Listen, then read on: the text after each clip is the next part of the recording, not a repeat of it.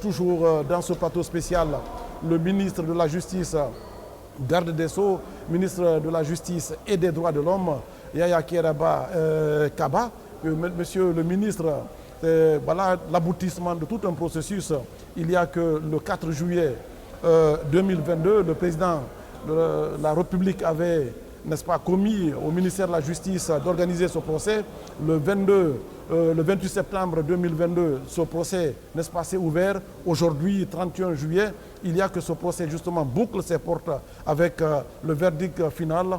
Et quelle est votre réaction en tant que, n'est-ce pas, membre du gouvernement et en même temps chargé, n'est-ce pas, de la politique pénale de la République, mais aussi de la mise en œuvre de la politique du gouvernement en matière de justice? Bien. Merci, M. Abdoulaye Diallo. Cette journée est historique, M. Abdoulaye Djibril Diallo. Voilà la fin de l'épilogue. Ce procès d'envergure qui a duré 2 ans est l'aboutissement réel de la volonté politique d'un homme, celui-là qui, à l'aube du 5 septembre, a marqué sa foi en la justice de son pays, a marqué sa confiance en cette justice et a promis au peuple de Guinée que ce procès non seulement aura lieu, mais qu'il sera mis fin à l'impunité sous toutes ses formes dans ce pays. Ce n'est pas la longueur des débats qui importe, puisque tout le monde sait que la justice se hâte lentement.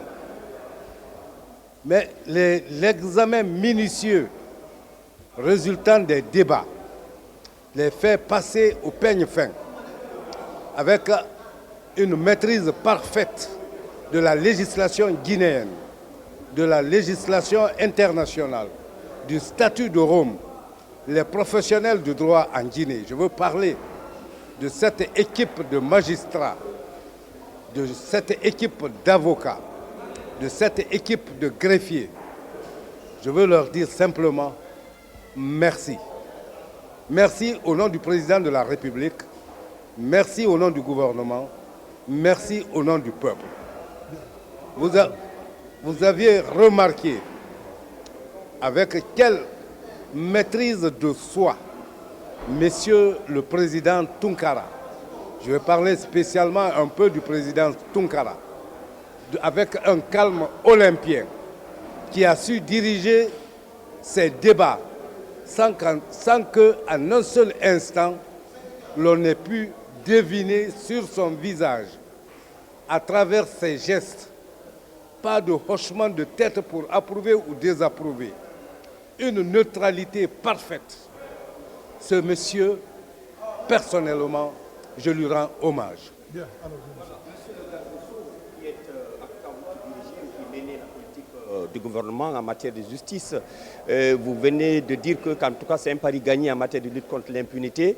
Et quel sera peut-être, vous avez certainement un message particulier à donner dans le cadre, en tout cas prochainement, de réprimer toute infraction à caractère criminel? Monsieur Diallo, c'est une victoire d'abord du peuple de Guinée.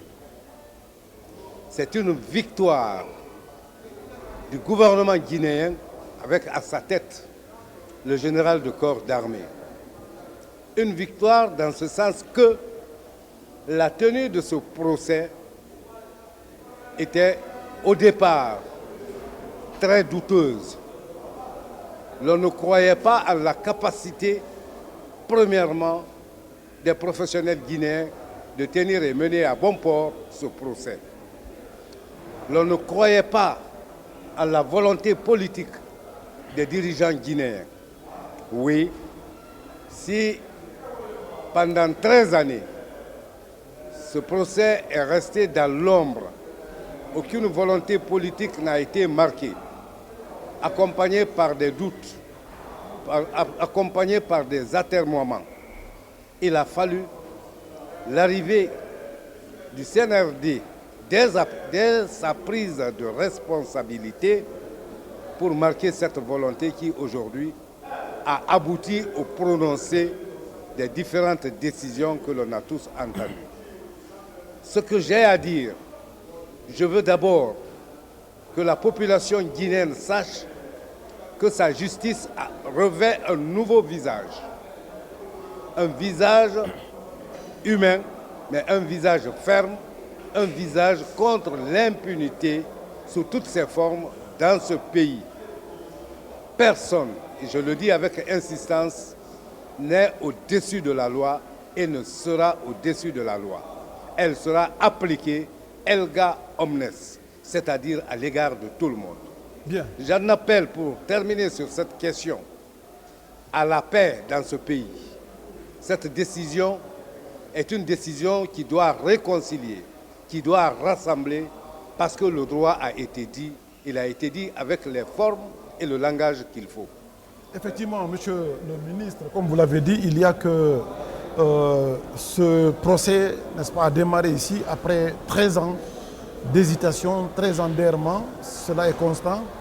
Mais pendant cette période que nous avons vue et vécue ici, le procès s'est tenu sous le prisme justement de la volonté politique, comme vous l'avez dit, de lutter contre l'impunité, de lutter contre l'injustice, de restaurer justement les valeurs de la République à travers, n'est-ce pas, ce procès. Il y a que des surprises, n'est-ce pas, ont marqué ce procès. Il se trouve que ce sont des magistrats guinéens formés dans les écoles guinéennes, n'est-ce pas, qui ont porté ce procès et également qui ont montré à la face du monde que la Guinée peut se substituer à la CPI, la Cour pénale internationale, pour, n'est-ce pas, porter un procès d'envergure que d'ailleurs la presse internationale a qualifié de procès du siècle, comme je le disais. Et je pense aujourd'hui que tout l'honneur revient à la Guinée dans son ensemble, qui, unie autour des valeurs, a voulu restaurer une réalité. Vous savez que le 28 septembre 1958, la Guinée avait sonné le glas de l'ère coloniale en mettant l'accent sur l'ère des indépendances. D'ailleurs, c'est la Guinée qui a ouvert grandement les portes de ces indépendances. Mais le 28 septembre 2009, cette image forte de la Guinée a été souillée. Aujourd'hui, avec justement, au terme de ce processus, est-ce que vous pensez que le branding guinéen se porte encore mieux? Parfaitement bien. Monsieur Djibril, comme tout procès, il y a des surprises, il y a des inattendus. Pour vous en convaincre, je vais vous donner une image toute simple. Prenez un biscuit, essayez de le partager équitablement entre deux enfants. Quelle que soit votre adresse, vous ne saurez pas à quel endroit le biscuit sera brisé. C'est cette image que je vous donne en ce qui concerne le procès. Par rapport aux 10 procès, la fierté guinéenne ne date pas d'aujourd'hui. L'engagement du peuple de Guinée est historiquement reconnu en Afrique. Ce procès a eu le mérite de mettre en valeur des hommes compétents, des magistrats de haut niveau, des avocats de haut niveau, une presse qualifiée que vous représentez.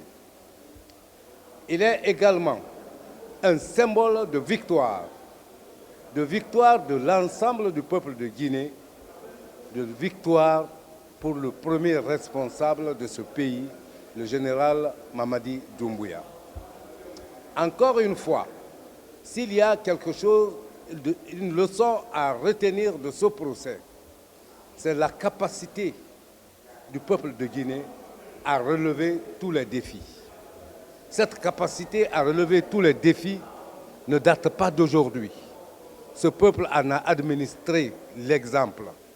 Ce peuple s'est constitué peuple martyr pour la libération de la plupart des pays africains. Dans le sillage de nos illustres dévanciers, la ligne droite conduisant au développement, conduisant à la dignité africaine, est toujours maintenue. Le flambeau ne sera jamais éteint en Guinée. Voilà la leçon que moi je retiens de ce procès. Voilà, monsieur le ministre garde des Sceaux, aujourd'hui nous sommes en tout cas à l'épilogue dans ce premier volet du procès du 28 septembre. Et comment, quand on vous demandait quelle sera votre réponse quant aux personnes qui disent que ce procès est un procès réconciliateur? Effectivement, c'est un procès réconciliateur, je l'ai dit tantôt, parce que la décision qui a été rendue, à l'analyser de près, tous les détails ont été passés au peigne fin. Je suis ministre de la Justice, il est vrai, mais je ne suis pas que ministre de la Justice. Je suis surtout ministre des Droits de l'Homme.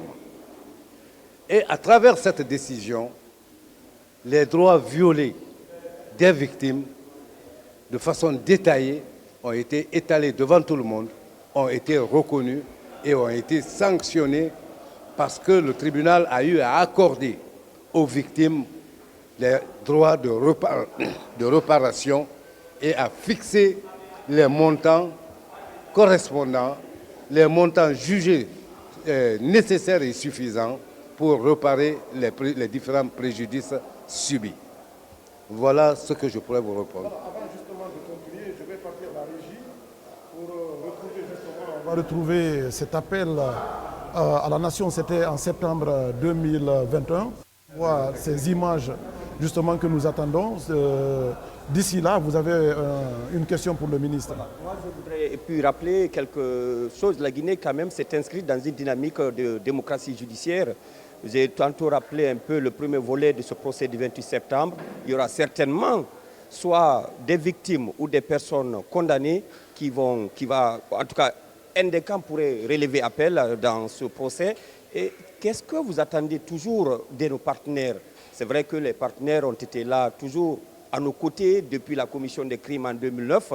Aujourd'hui, nous connaissons en tout cas la première étape, une première victoire dans ce procès, vu qu'une décision est intervenue. Finalement, monsieur le garde des Sceaux, il y a assez de besoins. Qu'est-ce que vous demandez aux partenaires? Très bien. D'abord, il faut comprendre que la procédure pénale prévoit différentes étapes. Une première décision est rendue. Elle peut emporter l'adhésion, l'accord de toutes les parties, tout comme elle peut être contestée par une des parties ou par un groupe de parties. Dans ce cas, il y a ce qu'on appelle les voies de recours. Nous sommes en instance. La première voie de recours, c'est l'appel.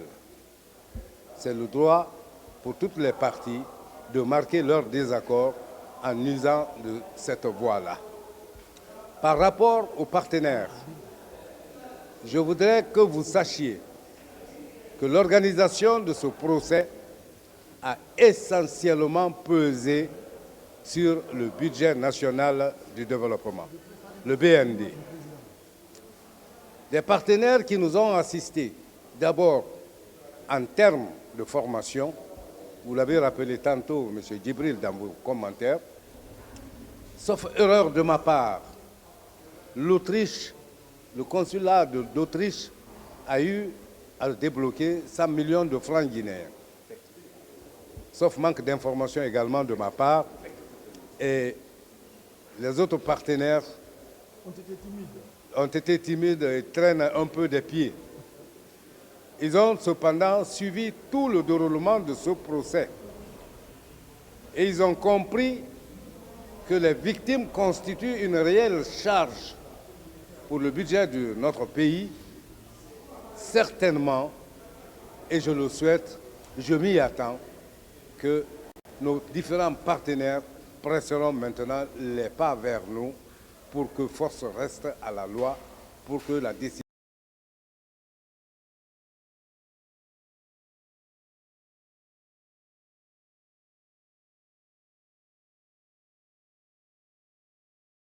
que j'ai par rapport à nos partenaires qui nous ont toujours assistés et qui vont toujours nous assister. C'est encore un moment crucial pour que cette assistance vienne nous aider à passer ce cap. Voilà, monsieur le ministre, donc on va devoir vous quitter. D'ici là, est-ce que vous avez un appel à lancer au peuple de Guinée, aux populations guinéennes par rapport, n'est-ce pas, à l'exercice et à la pratique judiciaire dans notre pays? Oui, j'ai parfaitement un dernier message en direction de la population. D'abord, j'appelle à la population à avoir confiance en sa justice, à s'approcher de sa justice, à accepter les décisions de justice qui seront rendues et à accepter qu'elles soient exécutées. L'on reproche à la justice sa lenteur. C'est vrai. La justice ne peut pas être rendue dans la précipitation. Je le dis et je le marque. La justice est pressée lentement. Pour qui comprend les maximes, ben, voilà une maxime que j'avance, la justice est pressée lentement.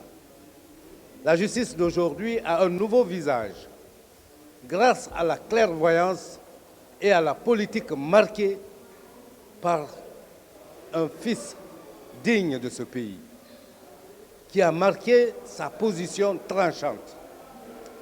Je suis bien placé pour le dire, sans vouloir écorcher à la grande modestie du président de la République, je me permets de dire sur cette place publique que depuis que je suis dans ce département, d'abord en qualité d'inspecteur général des services judiciaires et pénitentiaires, aujourd'hui dans les fonctions de ministre de la Justice et des Droits de l'Homme, je n'ai jamais reçu un seul ordre, une seule directive, une seule influence du président de la République par rapport à la gestion d'un dossier qui se trouve entre les mains des magistrats.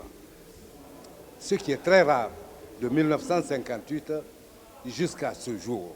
Mais il se trouve que vous ne communiquez pas souvent et cela justement interpelle un peu l'opinion par rapport à... Oui, c'est vrai, c'est une critique qui me revient souvent, que je suis ce ministre silencieux qui ne communique pas.